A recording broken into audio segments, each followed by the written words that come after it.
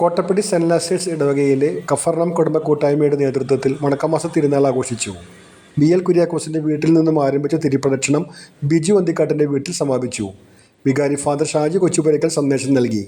President Jaxy Jackson, secretary Johnson Cheeran, treasurer Jithin George എന്നിവർ നേതൃത്വം നൽകി. സ്നേഹവിരുന്നും ഉണ്ടായിരുന്നു.